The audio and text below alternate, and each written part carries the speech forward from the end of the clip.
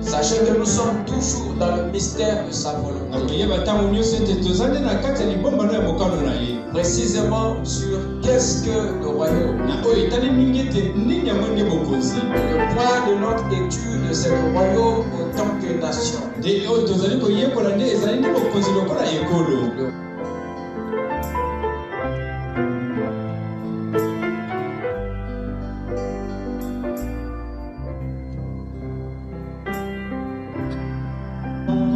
Amen.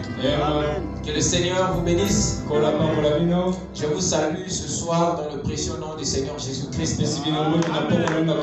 Nous remercions le Seigneur pour la grâce qu'il nous a accordée de venir dans ces parties ce soir. Alors sans plus tarder, nous allons rapidement nous lever pour lire les Saintes Écritures. Nous allons lire à deux endroits. D'abord dans Éphésiens 3, le verset 14 à 15. Ensuite, nous prendrons le livre des Philippiens au chapitre 3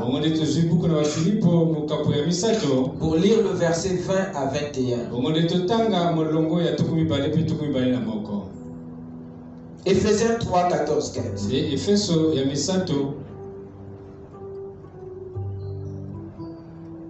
À cause de cela, je fléchis les genoux devant le Père, duquel tire son nom toute famille dans les cieux et sur la terre. À cause de cela, je fléchis les genoux devant le Père, duquel tire son nom toute famille dans les cieux et sur la terre.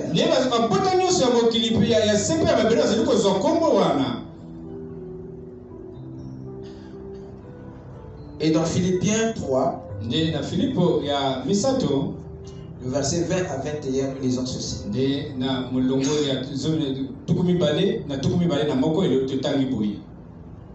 Mais notre cité à nous est dans les cieux, d'où nous attendons aussi comme sauveur le Seigneur Jésus-Christ. Mais notre cité à nous est dans les cieux, pas sur la terre. Mais notre cité à nous est dans les cieux, d'où nous attendons aussi comme sauveur le Seigneur Jésus-Christ. Amen. Avec nos têtes inclinées.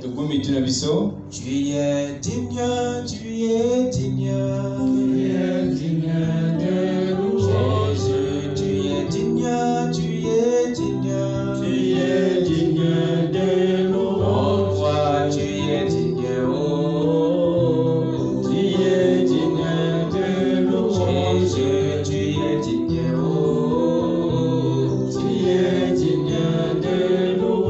Tu es digne, tu es digne, tu es digne de nous. Jésus, tu es digne, tu es digne, oh, tu es digne de nous. Toi, tu es digne, oh, tu es digne de nous. Jésus, tu es digne, oh, tu es digne de nous. Toi, tu es digne, oh, tu es digne de louange. Seigneur notre Dieu, Créateur des cieux et de la terre, donateur de tout don excellent et parfait. Ton nom est le Seigneur Jésus-Christ. C'est toi le maître de la bonne santé, le Seigneur de la vie et de la mort. Devant toi, Seigneur, il n'y a pas de Dieu. Et avant toi aussi, Il n'y en aura jamais. C'est pourquoi nous nous prosternons à tes pieds, ainsi que tous les esprits des cieux et de la terre reconnaissent ta majesté. Seigneur, c'est toi qui es mort pour nous à la croix. Tu as versé le sang pour notre pardon. Et ce soir, Seigneur, tu as rendu notre salut possible. C'est pour cela que nous te disons merci pour ta visitation, Seigneur, pour chaque chose que tu as accomplie dans notre vie. Alors ce soir, nous sommes venus parce que tu as donné une promesse. Tu as dit, bénis seront ceux qui écouteront ta parole. Accorde-nous cette bénédiction et visite nos âmes, Père, afin que nous puissions grandir en sagesse, en stature et en connaissance, et que l'arbre de vie puisse grandir en nous, Seigneur, afin qu'à ta venue tu puisses récolter le fruit. Pour tout ce que nous avons pu exprimer, tu connais le désir de chaque cœur. Parcours les cœurs, Seigneur, et donne à chacun selon le désir de son cœur. Ne nous laisse pas repartir de la manière que nous sommes venus. Oui, Seigneur, oh Dieu, ton image soit taillée dans notre cœur, afin que chaque homme et femme puisse ressembler à Jésus la parole. Que le Saint-Esprit puisse se mouvoir dans cette salle pour nous parler dans nos âmes. Dans le nom de Jésus-Christ, nous avons ainsi prié. Amen. Amen. Que Dieu bénisse sa parole. Amen. Je vous prie de vous installer confortablement. Ce soir, j'aimerais d'abord commencer par remercier chacun d'entre vous personnellement pour les efforts que vous avez consentis pour la réussite de la fête du dimanche.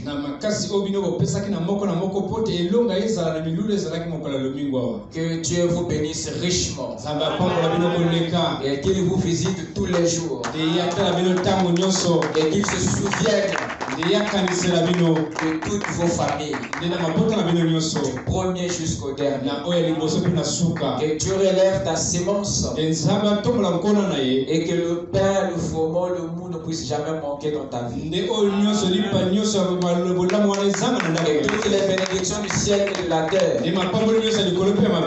reposent en vous pour l'éternité.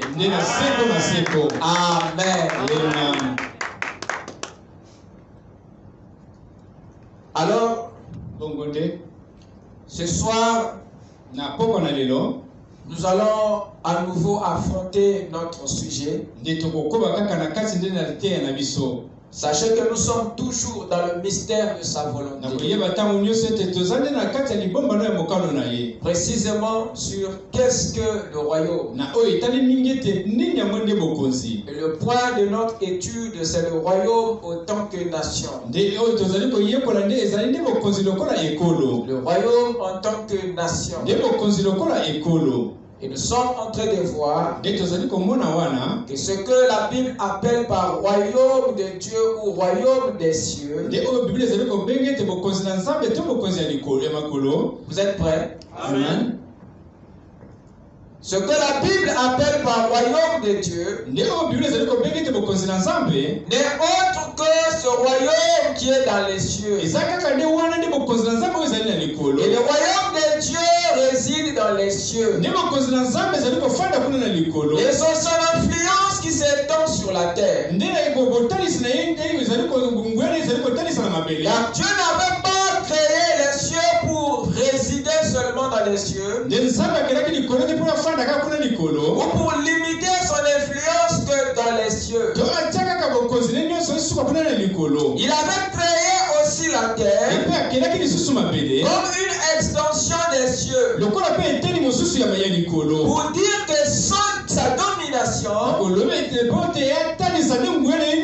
a un impact illimité. Et Dieu qui a bâti son royaume, il a établi pour son propre règne. Et le royaume de Dieu est dans l'esprit. Et son impact s'étend dans le monde visible. Et qui est la terre? Nous avons vu avec vous que il y a deux grandes dispensations mystérieuses. Je l'appellerai de cette manière pour vous faire comprendre quelque chose. Car le royaume de Dieu est un grand mystère.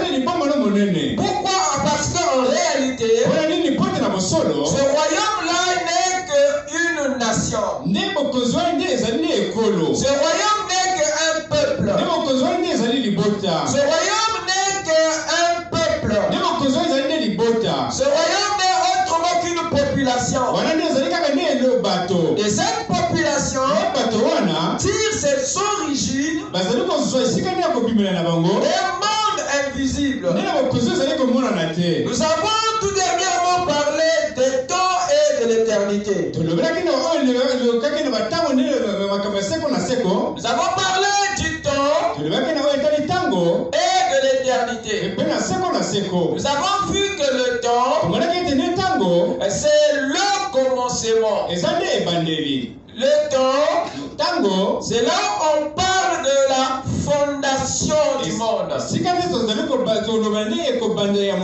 Le temps, c'est là où on parle de la création. Vous êtes avec moi? Amen. C'est là où on parle de ces choses. Le commencement n'est autrement que le temps. Parce que le temps, c'est tout ce qui a un commencement et une fin. Et toutefois que la Bible parle du commencement, il nous parle là du temps. Et toutefois qu'il parle du commencement, il nous réfère là à la fondation du monde. Le début de la création. Et ici dans l'éternité, c'est ici maintenant où on parle d'avant le commencement. Avant la fondation du monde. Avant la création. Voilà le mystère. Vous devez savoir que tout ce qui se trouve dans l'éternité ici n'a jamais commencé et n'aura jamais de fin. Amen. Et nous avons vu ensemble que là dans l'éternité se trouvait Elohim, l'Esprit éternel. Et là dans cet homme Elohim, celui qui existe par lui-même, il se trouvait là-dedans des pensées. Dans cet esprit éternel, il y avait des pensées. Et chaque pensée de cet esprit était une sémence. Et chaque sémence devait être autosuffisant. Était un acte. Était une forme. Était un attribut. Amen. Alors écoutez, là nous sommes dans l'éternité. Et nous avons Elohim. Celui qui existe par lui-même. Le grand esprit éternel. Et en lui, il y avait des pensées. Et chaque pensée d'Elohim est une sémence. Et chaque attribut qui était en lui était une sémence. Était une pensée. Chaque acte qui n'avait pas chaque attribut qui n'avait pas encore manifesté était dans cet être sous forme de sémence. Toutes les vies, toutes les formes et tous les corps étaient en lui, mais sous forme de sémence. Rien avait une forme de corps et de chair en Elohim. Et nous étions en lui, nous existions en lui, en Elohim, mais pas sous la forme esprit, mais pas sous la forme de corps et de chair, pas sous la forme que tu as maintenant où tu es assis. Tu existais en lui avant la fondation du monde, avant le temps, avant le commencement, avant la création. Tu étais en Elohim, mais pas sous la forme que tu as là maintenant, mais sous la forme de pensée. Tu étais une pensée qui était en Elohim. Tu étais une sémence qui était dans son esprit. Tu étais une vie qui était dans sa vie. Tu étais une page de ce grand livre Elohim. Quelqu'un peut dire Amen. Nous étions là dans cette dispensation éternelle, dans ce grand être qui n'a jamais commencé, qui n'a jamais fini. Et chaque forme et chaque pensée de cet être, chaque attribut de cet être était une sémence. Chaque ange, chaque homme, chaque femme n'était pas un esprit en lui, n'était pas un esprit dans l'éternité, n'était pas un corps de chair et des os dans l'éternité, n'était pas une forme physique dans l'éternité. Ils étaient tous des sémences dans ce grand être Elohim. Que ce soit l'ange, que ce soit l'homme, que ce soit quoi que ce soit, tous étaient des pensées, tous étaient des sémences dans ce grand personnage éternel. La sémence est la forme que tous les esprits, que tous les théophanies, que tous les corps de chair avaient en Elohim avant le temps. Je répète, la sémence est la forme que tous les esprits avaient dans l'éternité, dans ce grand esprit éternel. Tout ce qui a une forme dans le temps, tout ce qui a revêtu une forme dans le temps, était une sémence dans l'éternité, était une pensée dans cet être. Dites Amen. C'est comme cette pièce dans laquelle nous nous trouvons. Avant qu'il soit physique, avant qu'il soit visible, avant qu'il soit matériel, avant qu'il puisse revêtir la forme métallique et de tissu, avant que cette pièce puisse porter des verres, des métals, des chaises et quoi que ce soit, cette pièce était une pensée dans la tête d'un homme. Mais elle était aussi vraie qu'elle est là où vous la voyez. Alors si toi tu ne pouvais pas croire à l'existence de cette pièce, parce qu'elle était encore dans le cerveau d'un homme, tu es incrédule. Donc la vie peut exister sous plusieurs formes. Le corps physique n'est pas la seule forme que revêt la vie. Parce qu'il y a la forme sémence ou la forme grain. Dites amen. Lorsque j'ai le noyau d'un manguier, j'ai là un arbre.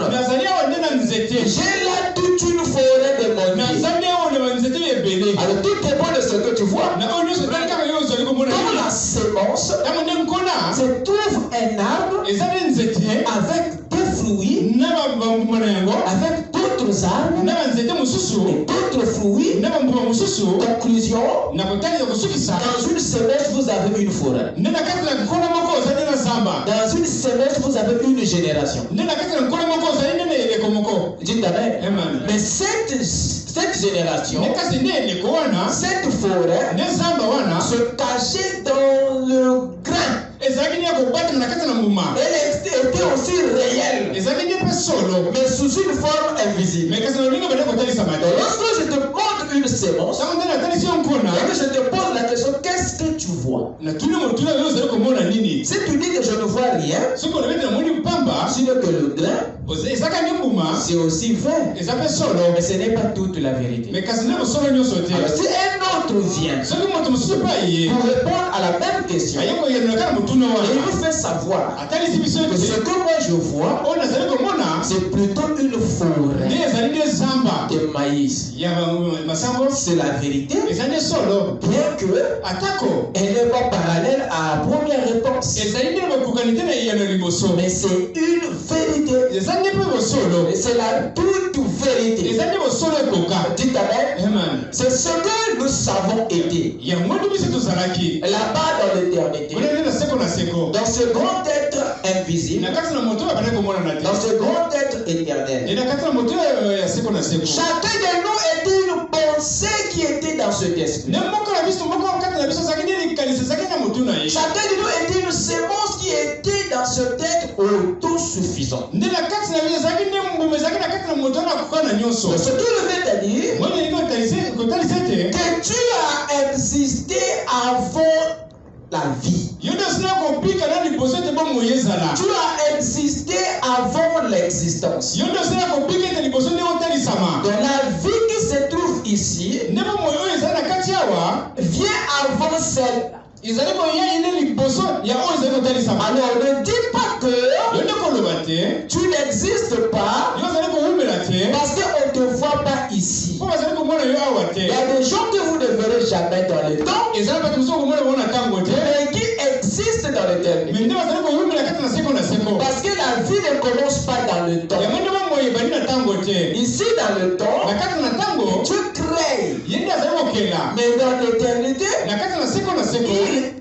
Et la vérité biblique est de comprendre cette existence. Dans la religion, nous a amené à comprendre, à étudier, à ne s'arrêter qu'à cette vie du temps. Or la vie n'a pas commencé dans le temps. La seule et véritable forme de vie n'a jamais commencé. Parce que cette vie est éternelle. Et c'est Dieu lui-même. Et tout ce qui était avec lui dans l'éternité n'a jamais commencé comme Dieu. Et n'aura jamais une fin comme Dieu. Il y a un mystère qui s'est produit dans le temps. C'est que vous pensez que vous avez commencé dans le temps. Voilà pourquoi lorsque votre temps termine, vous êtes perdu. Vous êtes maintenant aveuglé. Vous êtes terrifié ici. Parce que vous n'avez aucune preuve de la suite des choses. Mais à tous ceux à qui Dieu révèle cette vie-ci,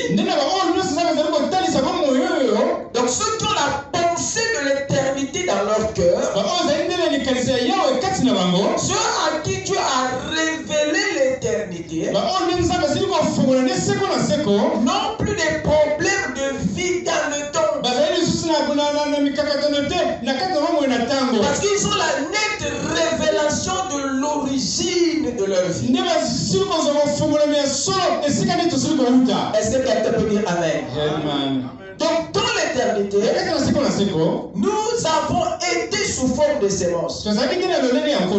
Et c'est au temps de sémence où penser que nous étions là-bas. Et il y a une chose qu'il faut retenir.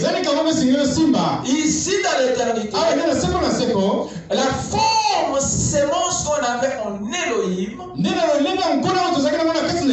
nous permettait de savoir, de connaître tout ce que Elohim envisageait, tout ce que Elohim projetait. Sous cette forme, on pouvait connaître le plan même de rédemption. Et le projet de Dieu était devant nous. Il n'y a rien qu'on ignorait de Dieu quand on était en lui. Il n'y a rien qu'on ignorait lorsqu'on était en lui sous forme de sémence. Et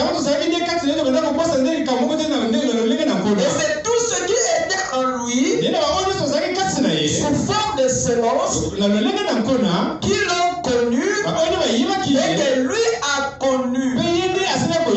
Dites Amen. Et c'est Elohim qui est ici le grand livre de la vie. Et si tu n'es pas dedans, c'est difficile que tu continues à exister après le temps.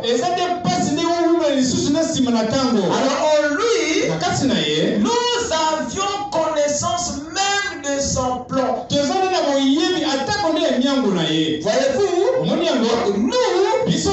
ne l'avons pas connu dans le temps. Nous l'avons connu ici.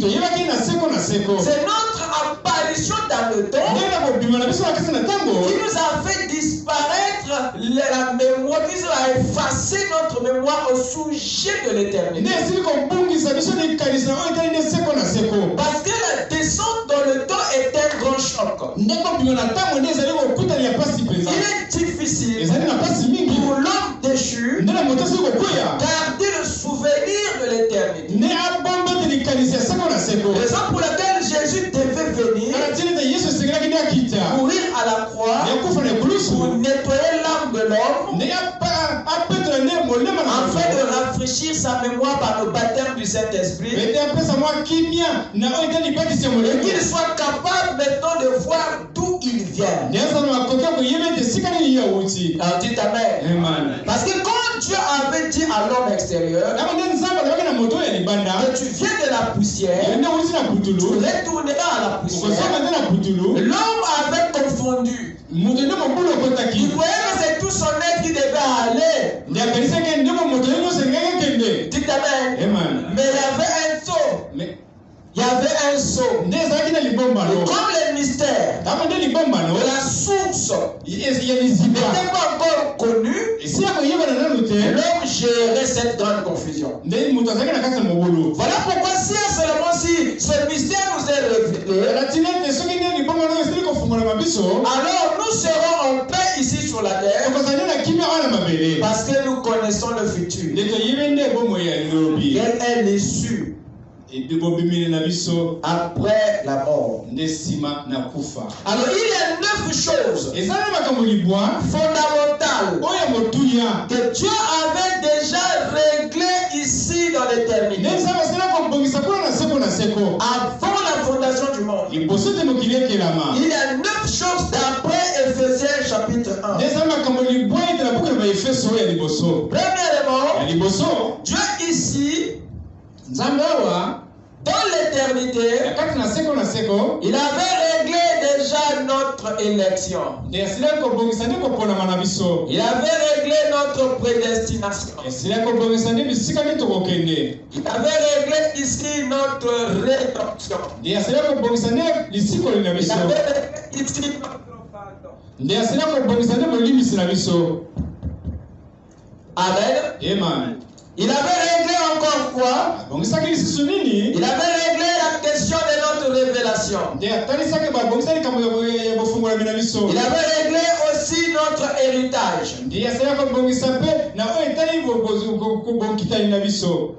Nous avons la révélation. Nous avons l'héritage. Ces choses que je suis en train d'aligner, Dieu les avait déjà réglées, pas dans le temps, mais dans l'éternité. Et nous avons eu l'impression que c'est dans le temps que cela a été conclu. Non, monsieur. Nous avons encore l'entendement. Il y a l'entendement. Il y a la foi. J'ai un ici, 2, 3, 4, 5, 6, 7, 8. Il reste un. Et le tout dernier, je l'ai noté ici, c'est le scellement. 9. Le scellement. Vous avez ces 9 éléments dont parle Éphésiens chapitre 1 à partir du verset 4 jusqu'à 13.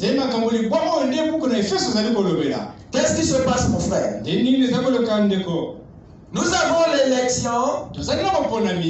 Nous avons la prédestination. Nous avons la rédemption. Nous avons le pardon. Nous avons la révélation. Nous avons l'héritage. Nous avons l'entendement. Nous avons la foi. Nous avons le sceptre. Et au-dessus de l'élection, il y a le point 0 qui est l'omniscience,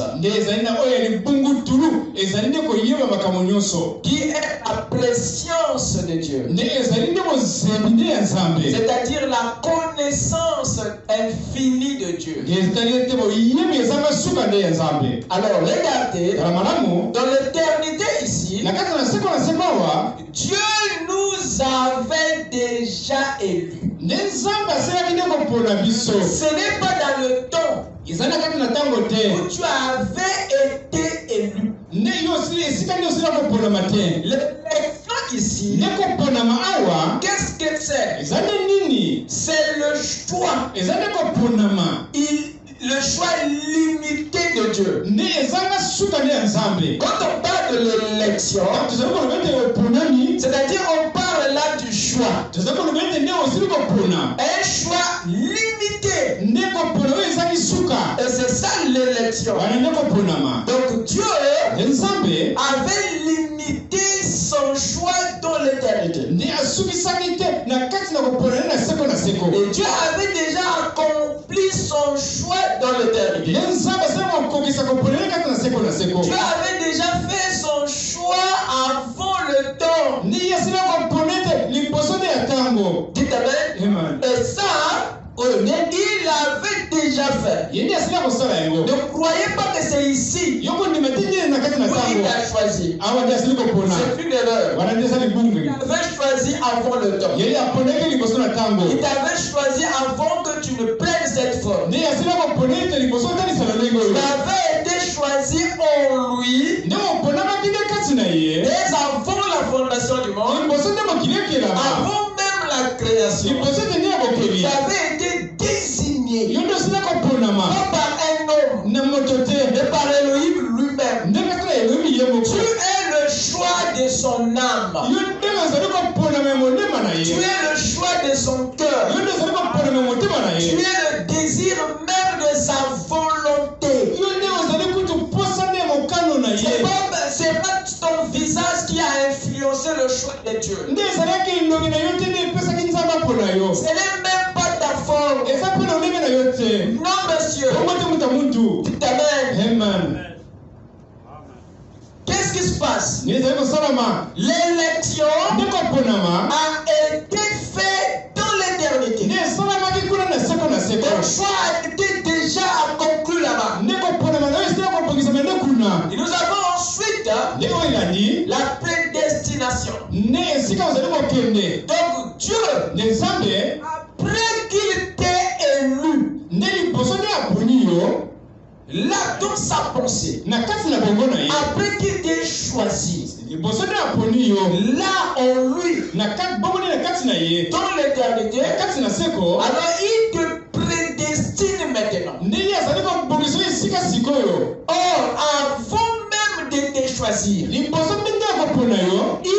doit d'abord t'avoir connu. Donc l'omniscience ou la connaissance de Dieu est au-dessus de l'élection. Dieu ne choisit pas ceux qui n'ont pas connu. Pour te choisir, il doit t'avoir connu d'abord. Dieu t'appelle. Il n'y a que vous qui choisissez les choses que vous ne connaissez pas. Tu ne connais pas la chose, comment ça marche, comment ça fonctionne. Tu choisis. Et c'est quand tu arrives à la maison que je te rends compte que tu ne connais pas. Ça ne marche pas. Il n'est pas d'accord. Mais ça ne marche pas là. Mais tu as choisi comment? Mais moi je croyais que tu connaissais ce que tu achètes. Dieu lui, même quand il te prend dans ton état le plus déchu, sois-en sûr qu'il ne tape pas à côté. Il te connaît. Regardez Gédéon. Regardez tous les hommes que Dieu prenait. Regardez Jonas. Ils ont démontré à Dieu qu'il a fait une erreur. Il dit non Seigneur, tu t'es trompé. Dieu dit non. Jérémie, je t'avais connu bien avant même que tu viennes au monde. Dites Amen. La Bible dit que Ésaü et Jacob n'étaient pas encore nés. Et chacun n'avait pas encore posé un acte bon ou mauvais. Et Dieu avait déjà aimé Jacob avec Ésaü. Sur base de quoi tu vas haïr Ésaü alors que le pauvre n'a pas encore fait le mal? Non, Dieu dit ça parce qu'il connaît ces semences-là. C'est dans le domaine de son omniscience. Ses sentiments agir en fonction de ce qu'il connaît déjà de toi. Donc pour te choisir, pour te lire, il doit d'abord t'avoir connu. C'est ce qu'il a connu d'avance. Avant quoi? C'est avant le temps. Ce qu'il a connu dans l'éternité. C'est-à-dire avant le temps. Avant que tu ne viennes. Avant que tu ne revêts cette forme. Il t'avait connu. Pas sous cette forme. Ça c'est la forme du temps. Ça c'est la forme de la sémence éternelle revêtue dans le temps. La forme que tu as là. Et quand tu repars ici, c'est une partie de lui. Sa pensée, sa sémence. Et tu connaissais tout ce qu'il connaît. Et voilà pourquoi il t'avait élu. Parce que vous avez la même sémence. Je ne choisis jamais ceux qui n'ont pas la même nature que vous. Voilà pourquoi il t'a poursuivi même sous la terre. Pour te ramener. Dites Amen. Donc, ceux qu'il a connus d'avance, il les a élus. Il faut connaître. Quand tu prends la bière, Dieu te connaît. Quand tu bois, lui te connaît. Amen. Il ne t'a pas goûté. Alors il te choisit. Et quand il te choisit, il te prédestine. Alors si l'élection est en rapport avec le choix, c'est le vote de Dieu. Dieu a misé sur toi. Il a investi sur toi. Il dit que moi c'est celui-là. Peu importe ce que tu es. Il dit que moi c'est celui-là. Et quand tu le dis, c'est en connaissance de cause.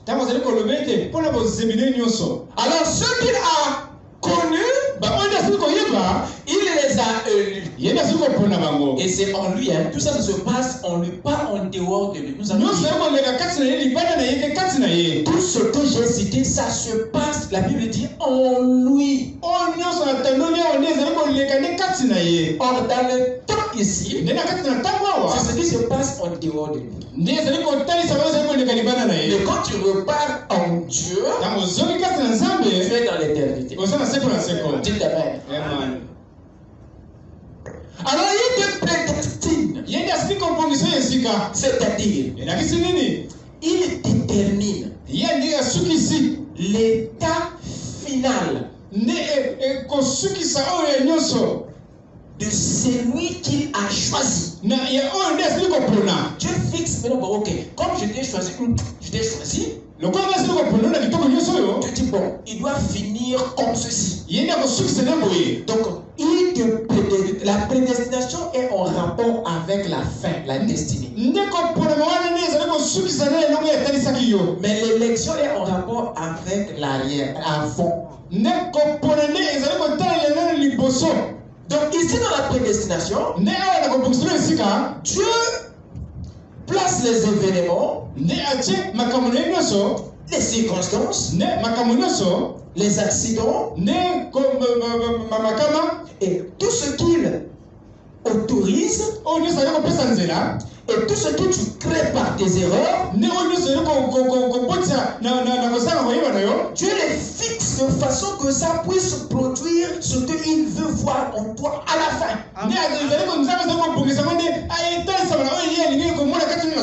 Alors l'événement qui devait te déformer dans le temps, la prédestination en Dieu ici fait que ce qui devait normalement te déformer puisse contribuer à ta formation.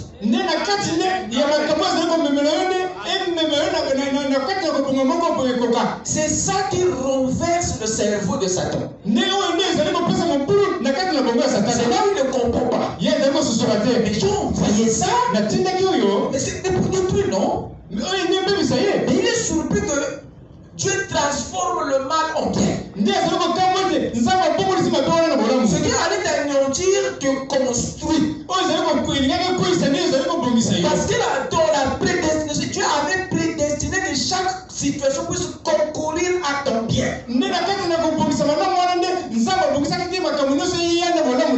Pourquoi? Parce que tu aimes Dieu. Et Dieu avait déjà les preuves de ton amour, pas dans le temps.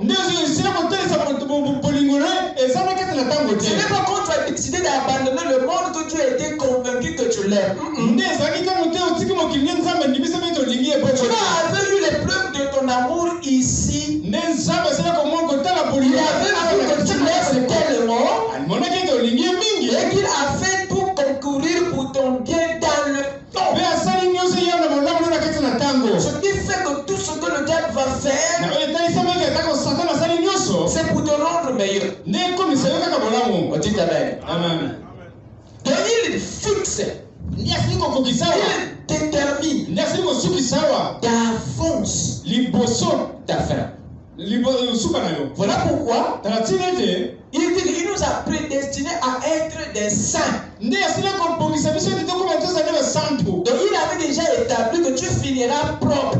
Donc, même s'il y a des accidents, ces accidents, ce sont là qui vont effectivement t'amener à se voir comme étant. C'est pas là ma véritable nature. Les accidents seront des circonstances qui vont te révolter. Parce qu'en toi, tu avais placé la nature de la sainteté en toi. Alors, il permettra une erreur pour réveiller cette nature. Et si le diable n'était pas dans le jeu, tu n'aurais pas la force de repartir à Dieu. C'est un élément de pression. Tous les erreurs qui se passent ici dans le temps, pour tous les sémences de Dieu, ce sont des mal nécessaires. Même des erreurs ont été permis de façon que ça contribue à ta perfection. Amen. C'est une science très difficile, mais ça, c'est enseigné au parfait. Amen. Nous avons ici la rédemption. La rédemption, c'est le rachat. C'est le salut. Frère Madame dit que vous n'avez pas été sauvé un soir. C'est pas le soir vous avez c'est pas ce soir vous avez été converti. Non, votre salut a déjà été réglé ici. Et c'est dans le temps que vous le reconnaissez. Quelqu'un peut dire amen? Amen. Pas d'autre encore. Il y a le pardon. Voilà une autre chose. Nous n'avons pas été pardonnés dans le temps. Mais Dieu nous avait pardonné déjà ici. Parce qu'il savait ce que nous allons faire dans le temps. Il n'a pas attendu que le temps commence pour immoler l'agneau dans sa pensée. Alors si l'agneau a été immolé dans la pensée éternelle de Dieu, ça veut dire que le péché a été expié avant même qu'il ne soit conjugué. Notre pardon, nous n'avons pas eu ici. Et il nous l'avait déjà accordé là-bas pour se manifester dans le temps. Amen. Nous avons ici la révélation. La révélation ici, c'est la connaissance. Comme Paul le dit ici, la connaissance du mystère de sa volonté. Alors cette connaissance est un savoir qui est en vous. Même à l'état pécheur, c'est ce qui vous fait dire que tu es dans l'erreur par rapport à la lumière de maintenant. La révélation n'est pas une chose que vous apprenez. C'est cette voix de Dieu qui était en vous même quand vous pratiquez le péché. C'est celle-là qui vous disait à petite voix ou à voix basse que ça c'est pas de Dieu. Ce que tu fais là c'est pas ce que Dieu veut. Il y avait toujours cette petite voix dans chaque pécheur qui est devenu chrétien. Et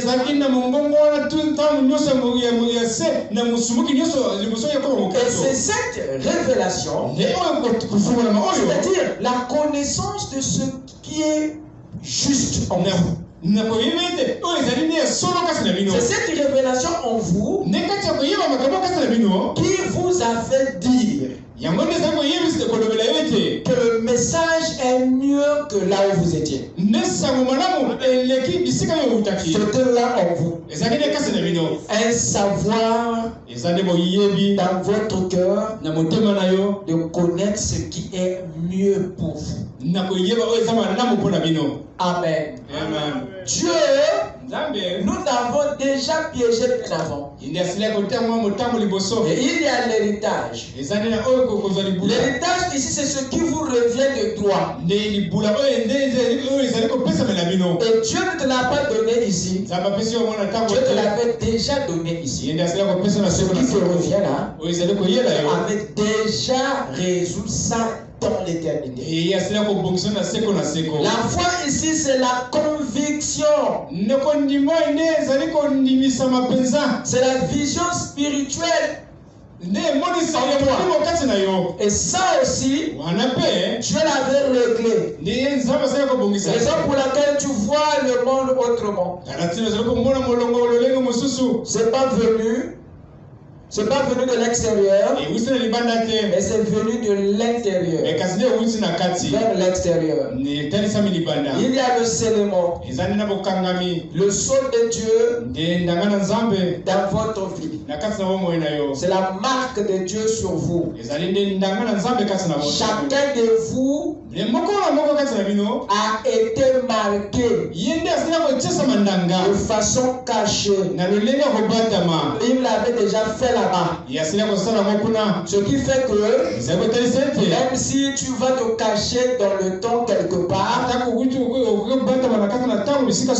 cette marque que tu portes sur ton âme, c'est ça qui fera que si tu te retrouves entre les mains de Satan un jour,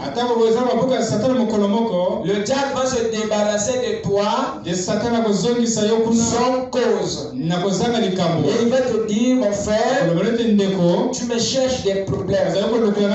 Tu te dis, mais tu avais besoin de gens en enfer, je suis là, il dit, tu as une marque, et moi je ne peux pas t'avoir ici. Et cette marque que nous avons en vous, c'est le signe, la marque de Dieu sur vous. Même si vous partez à gauche, vous serez surpris, et vous vous retrouvez à nouveau devant Dieu. Parce que même les événements, les circonstances sont obligés de te repousser. Jusqu'à te remettre dans la présence de Dieu. Parce que tu as une marque qui leur ordonne de te renvoyer à ton propriétaire. Voilà pourquoi tu parles ceci. Quelque chose te renvoie. Ici ça ne marche pas. Que tu reviennes à la chair pour implorer la grâce de Dieu. Parce que tu n'as pas été accepté à gauche et à droite. Et c'est la nature qui a reçu le mandat. Parce que chaque élément de la vie a une marque. Mais il y a la marque de Dieu, il y a la marque de Satan. Caïn, il a tué son frère, Dieu l'a marqué. Cette marque n'était pas visible. Dites Amen. Ce qui fera que partout où il ira, même si une bête sauvage le voit, il va reculer. Il ne va pas le tuer. Parce que Dieu voulait que Caïn vive longtemps. Payer la mort d'Abel. Il voulait vite quitter la terre. Parce que ce qu'il venait de faire hontait sa vie. Tu le faisais avec plaisir. Tu vas vivre avec ça. Oh non, je vais me donner d'abord. Je vais te marquer. Même les herbes et même les animaux sauvages. Quel homme te puisse te tuer avant le temps. Et tu vas vieillir avec le mal devant toi. Amen. Toute la nature avait reçu l'ordre. Et pour lui donner la rétribution de l'Éternel. Et de même aussi, pour ceux qui reçoivent la marque de Dieu, partout où tu iras, chaque événement fera concourir pour ton salut, dans cet esprit, pour ta nouvelle naissance.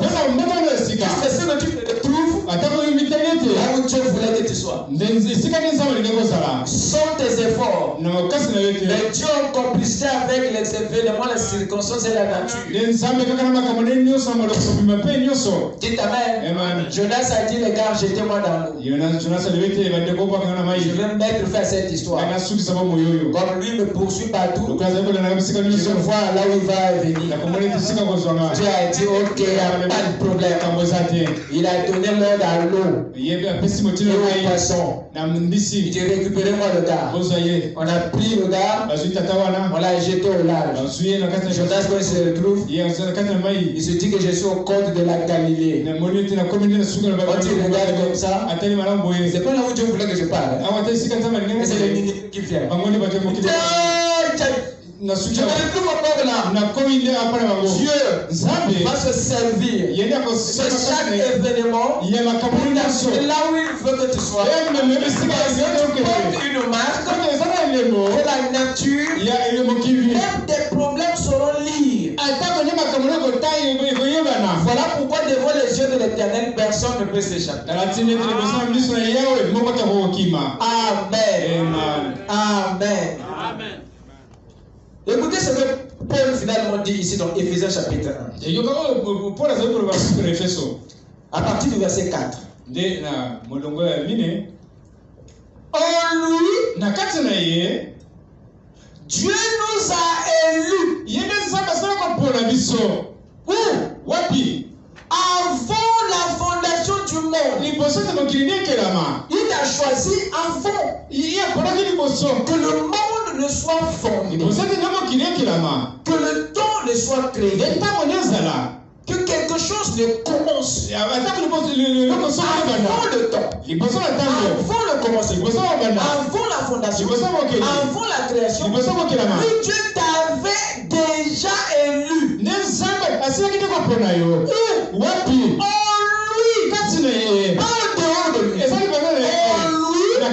Ton élection avait déjà été réglée. Tu n'as pas été choisi dans le temps. Tu avais déjà été choisi en lui. Amen. Tu es en train de vivre dans le temps une affaire qui était déjà passée.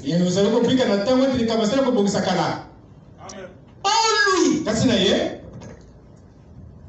Lisez avec moi. En lui, Dieu nous a élus avant la fondation du monde pour que nous soyons saints et irrépréhensibles devant lui. Il t'a choisi pour la sainteté. Pour te dire qu'il connaît déjà ton état que tu es censé avoir dans le temps. Ça c'est un. L'élection. Et les autres maintenant se déroulent. Il dit, nous ayons prédestinés. Ou toujours en lui. Dans son amour, à être ses enfants d'adoption par Jésus-Christ, selon le bon plaisir de sa volonté. Donc Dieu voulait que tu sois son enfant par Christ. Et en cela, il t'avait déjà prédestiné. Que tu termines comme ça. Son enfant à lui. Pas l'enfant du diable. Et son enfant à lui. C'est dans le bon plaisir de sa volonté. Donc devenir fils de Dieu était un mystère lié à sa volonté. Bien avant le temps. Amen. Écoutez, il dit encore ceci. À la louange de la gloire de sa grâce qui nous a accordé en son bien-aimé. En lui, nous avons la rédemption. Même la rédemption qu'il a accomplie à la croix. Dans le temps, et ici Paul dit, c'était en lui que nous avons eu la rédemption. Donc ce sont là des actes qui étaient déjà composés en lui. Ce que nous avons vu dans le temps, dehors de lui, étaient des actes conclus et déjà conjugués en lui dans l'éternité. Rien de tout ce qui s'est déroulé dans le temps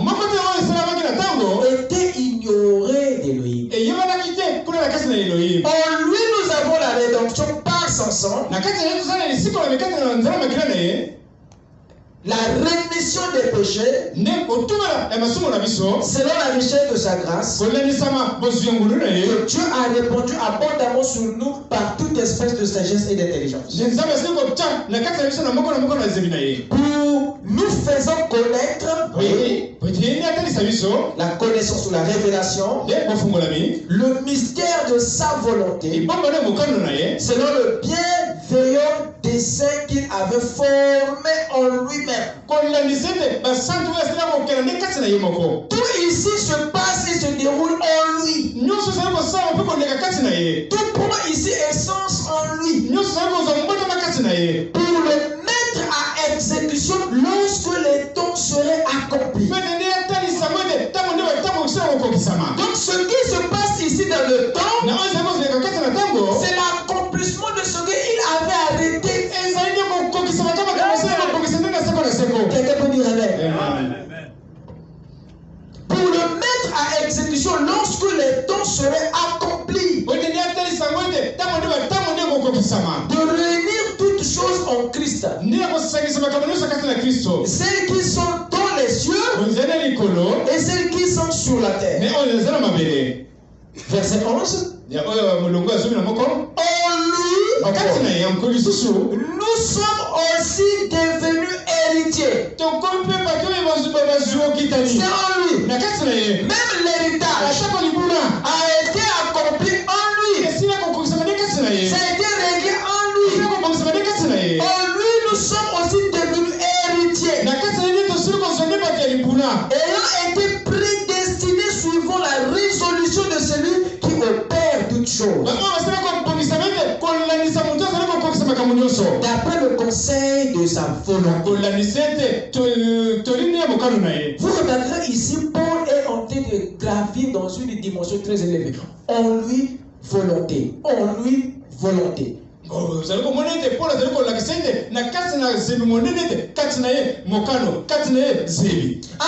que nous servions à la louange de sa gloire. Nous qui d'avance avons espéré en Christ. Même ton espoir.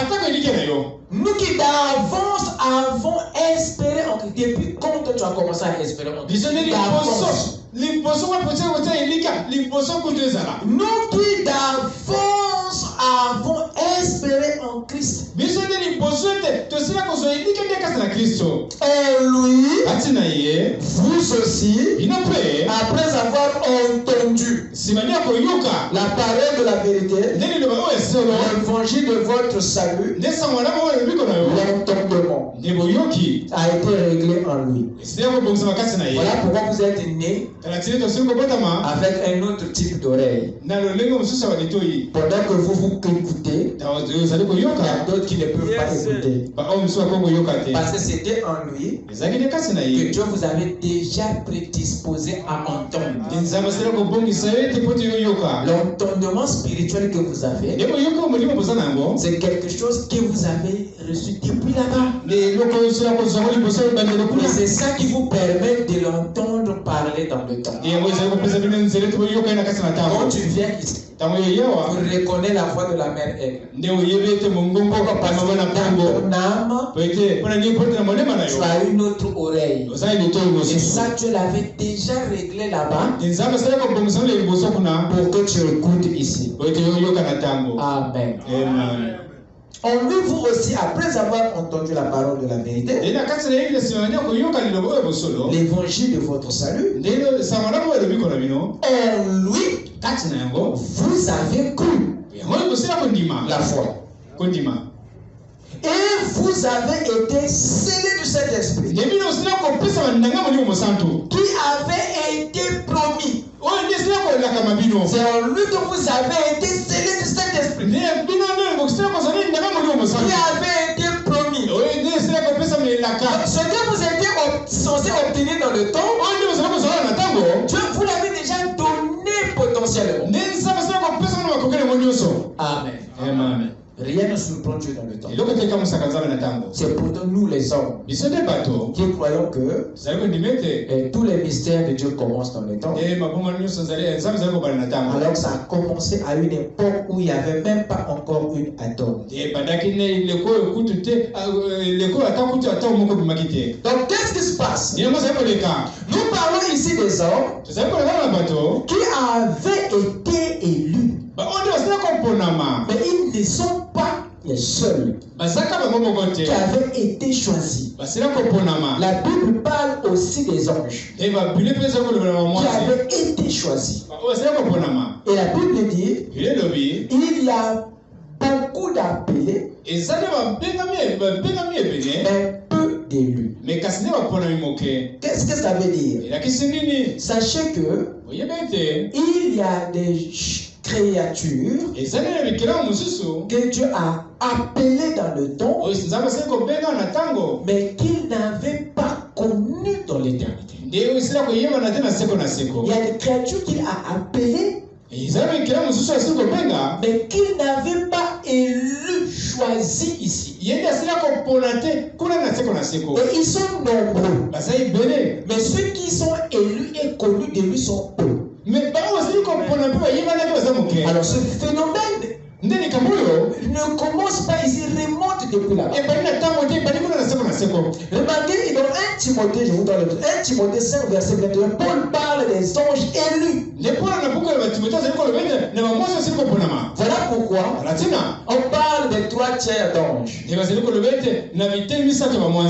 Voyez-vous, il y a les 2 tiers qui ont été emportés, il y a le 1 tiers.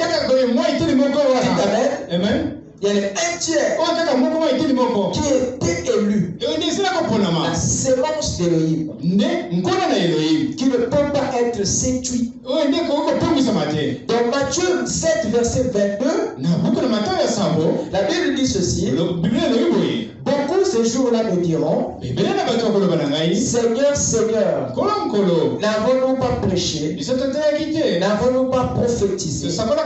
N'avons-nous pas fait des miracles en ton nom? Et le Seigneur répondit, je leur dirai, éloignez-vous de moi, car je ne vous ai point connu. Vous imaginez ça? Il ne les avait point connus. Pour dire que ces gens-là qui servaient Dieu dans le temps n'étaient des créatures du temps, mais ce n'étaient pas des créatures de l'éternité. Dieu les avait appelés dans le temps à agir, mais le problème est que ils ne les avaient pas connus ici. Voilà pourquoi il leur dit, éloignez-vous, car je ne vous ai point connu. Le problème c'est qu'ils n'avaient pas demandé à Jésus où. Mais ça devait être une révélation ajoutée.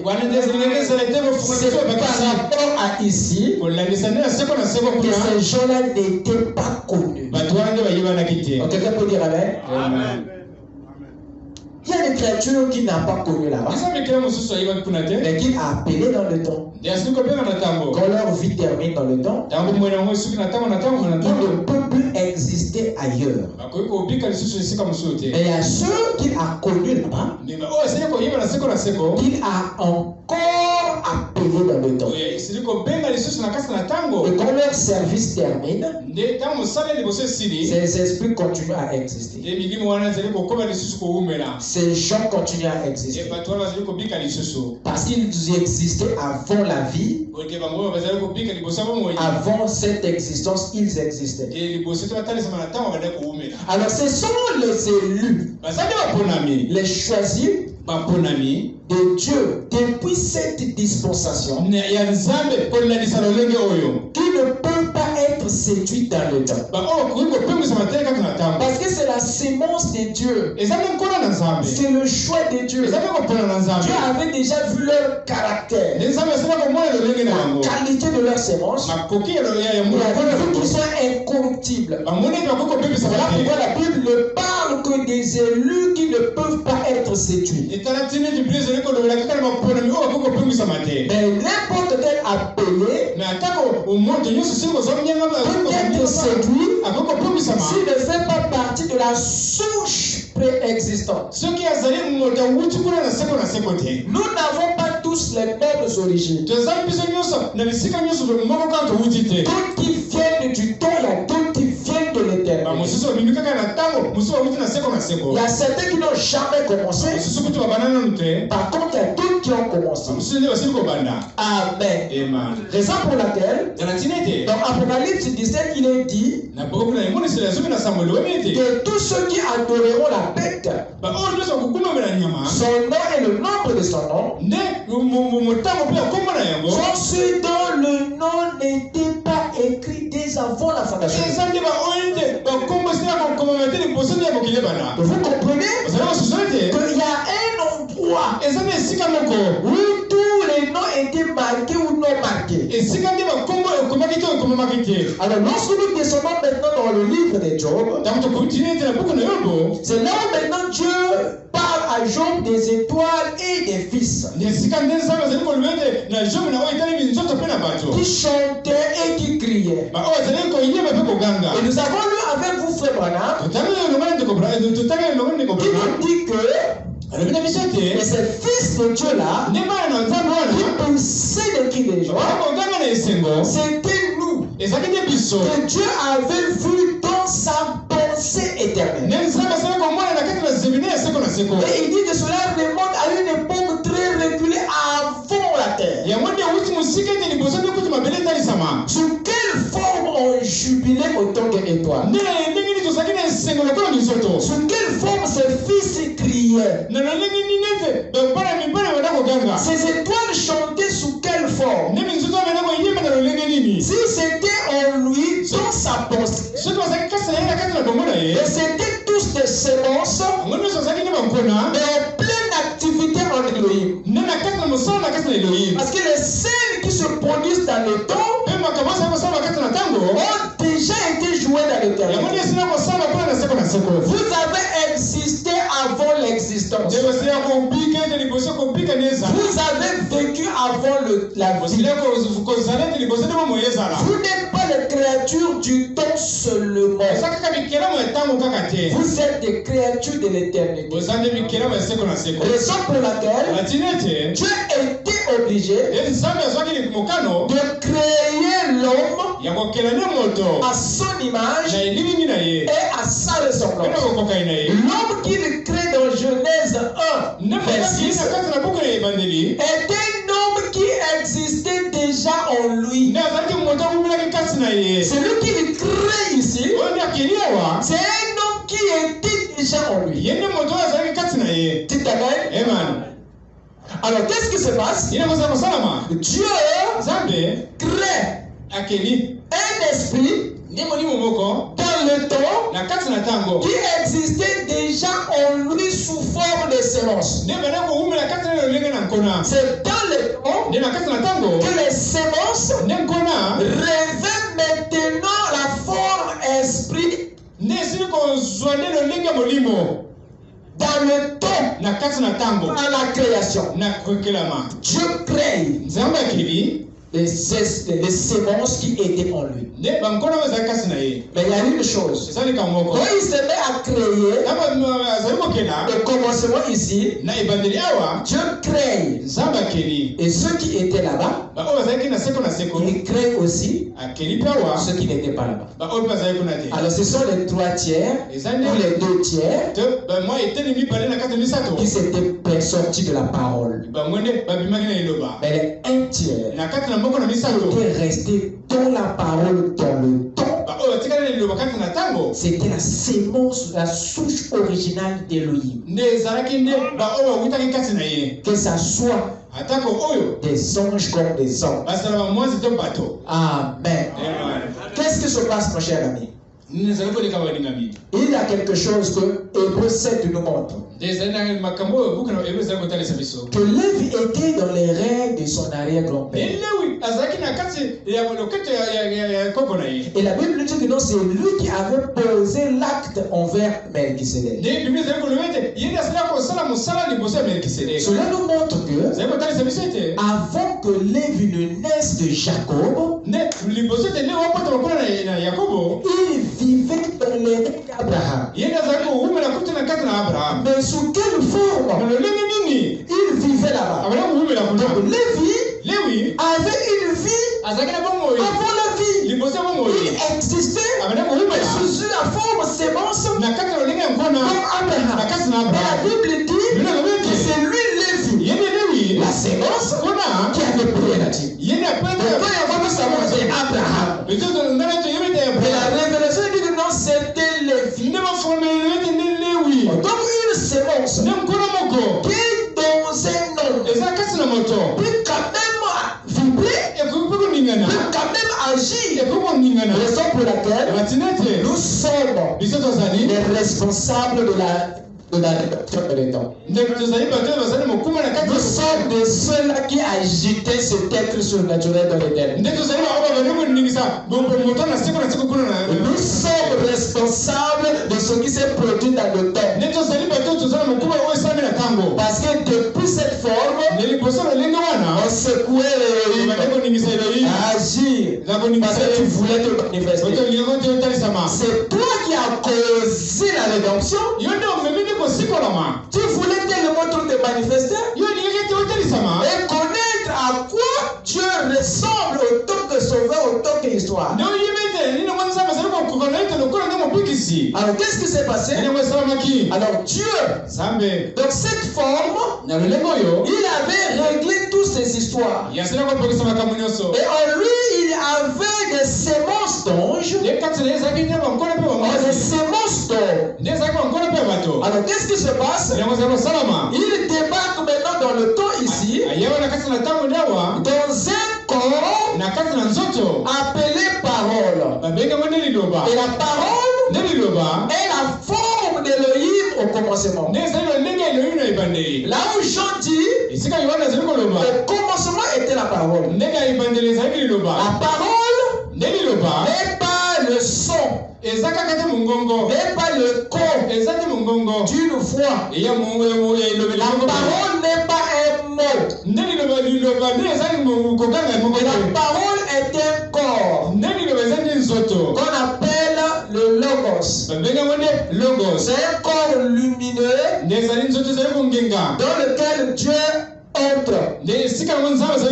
Au commencement était la parole.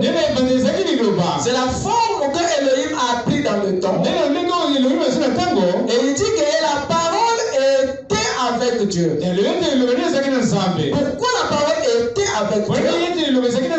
Parce que Dieu était dans la parole. C'est comme là où je me tiens. Je suis dans mon ami. Et mon ami est avec moi. C'est ce que Dieu était au commencement. Dites amen. Au commencement était la parole. Et la parole était avec Dieu. Alors la parole devient Dieu lorsqu'il appelle les anges à l'existence. Et quand les anges se mettent à l'adorer, c'est là que la parole est devenue Dieu, l'objet d'adoration. Dites amen. Et là, qu'est-ce qui s'est passé? Dieu est maintenant adoré et servi par les serviteurs des anges. Et quand il crée l'homme à son image et à sa ressemblance, là maintenant Dieu, la parole, devient Jéhovah. Dieu avec sa lignée, Dieu avec ses descendants, Dieu avec sa famille. Et là il n'est plus seulement adoré et servi par les serviteurs. Dieu est maintenant servi et adoré par ses enfants. Parce que l'homme était une créature qui était à son image. Et Dieu est maintenant adoré par sa propre ressemblance. Qu'est-ce qui se passe? Dieu prend maintenant l'homme. Il l'amène sur la terre dans un corps de chair et il garde l'ange au ciel dans les corps angéliques. Et quand vous voyez ces deux espèces différentes, c'est eux maintenant qui forment la population de Dieu. Le royaume de Dieu est composé des anges et des hommes. Voilà pourquoi Paul dit ici, je fléchis mes genoux devant le Père, de qui tire son nom, la famille qui est dans les cieux et sur la terre. Alors il y a une partie de la nation que Dieu a ramené sur la terre. Et une autre partie qu'il a laissé au ciel. Mais les deux parties, c'est eux qui forment la nation ou le royaume de Dieu. Dans les cieux, l'homme est un homme du ciel, est un citoyen de ce royaume céleste que Dieu a amené sur la terre pour travailler. Mais ça ne fait pas de lui un citoyen de la terre. Voilà pourquoi Paul dit dans le livre que nous venons de lire dans le Philippiens ici, il dit que mais notre cité à nous est où? Et dans les cieux. On commence ça. Paul, toi tu es de la terre. Tu vis sur la terre. Comment tu dis que dans ton royaume, ta cité est du ciel? Donc si tu es de la terre, tu ne peux plus encore t'associer au royaume des anges. Il dit non. Notre cité à nous est dans les cieux. Donc la venue de l'homme sur la terre ne l'a pas écarté de ce royaume. Sa venue ne l'a pas éloigné, ne l'a pas expulsé de sa nation.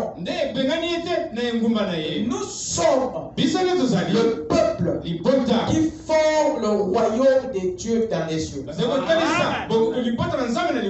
nous avons été amenés sur la terre pour accomplir notre mission. Parce que la mission de l'homme était sur la terre. Et l'homme est la partie de la nation céleste que Dieu a amené sur la terre. Alors lui et la femme, ils devaient être égaux simplement parce que la seule autorité qui devait être au-dessus d'eux, c'était Dieu le roi. Dieu ne pouvait pas permettre qu'il y ait un supérieur entre eux, parce que les deux n'étaient qu'une partie de cette nation duquel Elohim était le roi. Voilà pourquoi Dieu n'a jamais permis que Israël puisse avoir un roi au-dessus d'eux. Parce que vous êtes la partie de cette nation et que lui gouverne sur la terre. Vous ne pouvez pas avoir un roi au-dessus de vous, parce que lui il est déjà le roi du ciel et de la terre. Voilà pourquoi il n'a jamais voulu que Israël ait un roi, parce qu'ils ne sont que cette partie de la même nation qui est sur la terre. Et nous sommes cette partie visible du royaume invisible de Dieu, que Dieu gouverne. Voilà pourquoi Paul dit ici, il dit mais notre cité à nous est dans les cieux.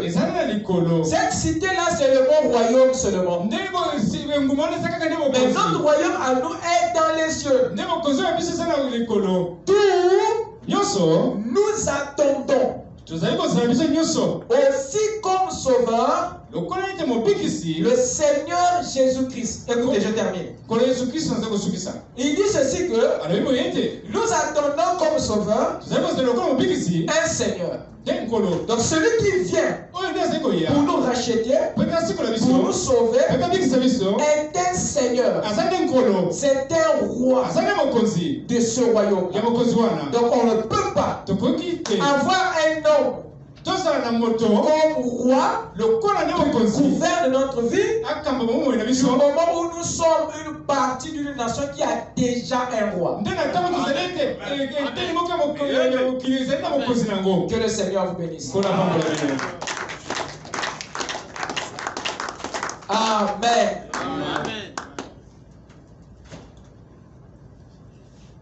Lève-nous.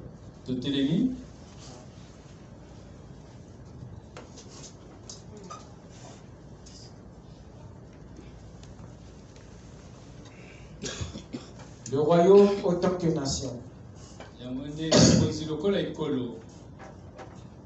Nous ne venons pas de la terre. Nous venons de l'éternité.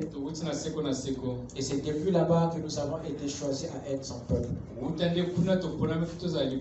Avec nos têtes inclinées. Fire, fire, fire. Fire, follow, fire, fire, fire, fire, fire, fire, follow me. As in the day of Pentecost. Fire, fire, follow me. As in the day of Pentecost. We fire. Spirit, Spirit, Spirit, Spirit, Spirit, oh, Spirit, follow me. Spirit, Spirit, Spirit, Spirit, Spirit, follow me. As in the day, as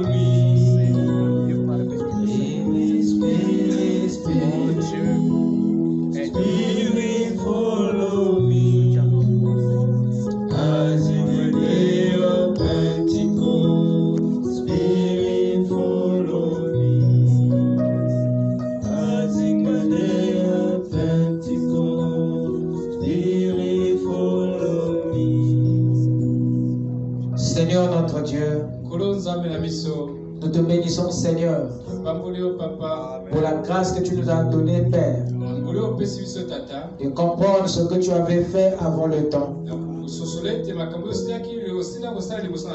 Car ce grand mystère, Seigneur, qui était caché, qu'aucun cerveau religieux n'avait percé. Mais tu as ouvert le sceau en ces temps de la fin. Et tu as permis à ton épouse, les élus, de comprendre ce que tu avais décrété. Tu nous as permis de comprendre, Seigneur, que nous n'avons pas commencé dans le temps. Mais nous avons été avec toi là-bas dans l'éternité. Nous sommes des créatures éternelles que tu as créées dans le temps. Nous sommes ces pensées éternelles que tu as donné une forme dans le temps. Et notre vie n'a pas commencé à la création, Seigneur. Mais notre existence remonte au temps les plus reculés. Là-bas dans l'éternité. Cela nous rassure, Père.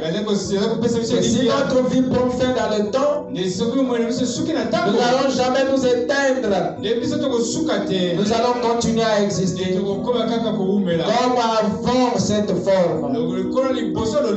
Mais gloire soit rendue à toi parce que tu as pourvu la résurrection, Seigneur, dans lequel tu donneras, Seigneur, des corps à tout un chacun pour continuer à te servir dans l'éternité sur la terre. Seigneur notre Dieu, a fermé la foi de ton peuple.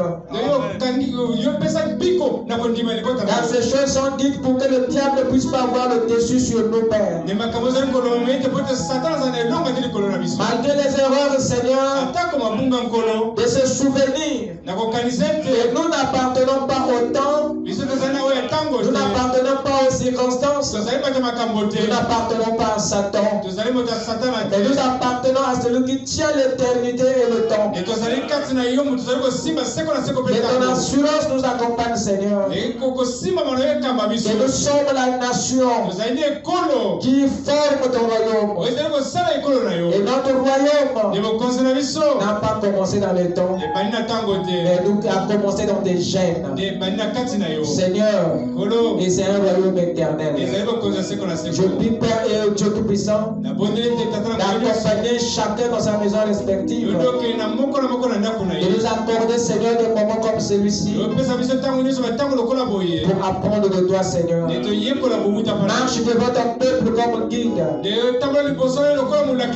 marche derrière comme protecteur, et marche en eux comme source de vie, Seigneur. Sois la colonne de feu qui éclaire leurs ténèbres, et sois la nuée qui éclaire leur journée. Et que ton sang se dresse comme un étendard. Que ton sang se dresse comme un étendard contre les flèches empoisonnées de l'ennemi. Accorde-nous la victoire sur le monde et le péché. Et que le diable marche en reculant, Seigneur. Et que ton peuple marche en avançant. Laisse le Père Dieu, ta grâce les accompagne tous les jours de leur vie. Que l'Esprit de Dieu, l'Esprit des prophètes, l'Esprit de la Bible, l'Esprit de l'Élohim puisse être chacun de la véritable onction. L'onction de la parole, l'onction de la vérité qui dissipe les ténèbres des cœurs. À toi nous nous appartenons, Seigneur. Béni sois-tu à jamais. Alors nous t'avons ainsi prié dans le nom qui ne faillit jamais, le nom du Seigneur Jésus-Christ, le Dieu de William Branham et du pasteur Lys, qui est aussi le Dieu de Ténès. Amen. Que Dieu vous bénisse. Merci beaucoup pour votre patience. Nous sommes arrivés à la fin. Rentrez dans la paix du Seigneur. Amen. Shalom. À nous revoir dimanche.